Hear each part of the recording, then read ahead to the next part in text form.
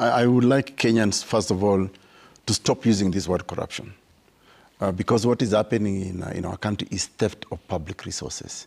If people cannot account for money, they have actually stolen it or diverted it or taken it elsewhere. This corruption thing doesn't make sense. In fact, if I ask you today in Doluo, what is corruption? You'll probably not have a word for it. If I ask Maanzo in Kikamba or ask him Honorable Nania in Kimbere, or Mheshimiwa Madenge in Kikuyu, certainly not in Turkana, we can't find the word corruption. But when you cannot account for money that is under your custody, you have actually stolen. And I think to simplify this fight on corruption, we should stop calling it corruption or taking the corruption code. Because if you stole money, there's already the penal code and the criminal procedure laws in this country that are sufficient enough to put you on the dock and ask you, you said you're going to build Bridge X or hospital or a school. Where is that structure? How was it done? And the Auditor General normally will spend about 6 months actually auditing expenditure of public money. You know, and that's what the law says. That's what the Constitution refers to in Article 201, public money. So this thing of corruption, really, we need to stop about it. Secondly, and to your question, it is true that with the evidence we have seen so far from the Auditor General, from the Controller of Budget, you know, that money is not accounted for.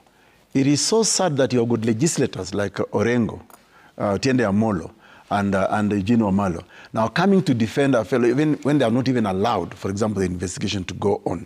So EACC is being frustrated because of this political maneuvering. So it becomes a war between a certain political group against another political group. And I'm sure right now, it's not surprising to me that Azimio, so-called Azimio lawyers, Orengo, you know, and the rest, Eugene Wamalwa, are representing Ekuru Atani because they are thinking it's UDA, Kenya Kwanza administration, that's actually persecuting one of their own. Because for all intents and purposes, I know Ekuru Atani was an appointee of Uhuru Kenyatta who is involved in Azimio. So this thing is being politicized, but they are not telling us, they are not allowing EACC and even the investigative agencies to actually get to the bottom of it. So already they are politicizing it.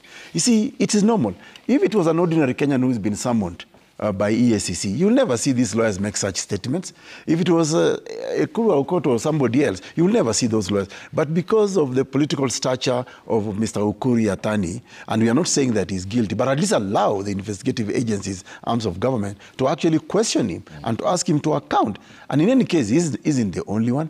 It's Governor Mahmoud Ali, who was also summoned in Isiolo over the same thing. And 11 other suspects. And 11 other suspects. So we have not seen them make noise about those other 11 suspects, but this particular one. So for me, there is a deliberate attempt to interfere with government getting to the bottom of how public money is lost in the hands of individuals. Okay. And for me, Trevor, it's not rocket science. Okay. That some people can today be broke, but as soon as they are appointed to certain key offices in government, we can see almost a 360 transformation of their lives. They move from certain quarters to certain leafy suburbs, and this happens every day. And sometimes you wonder.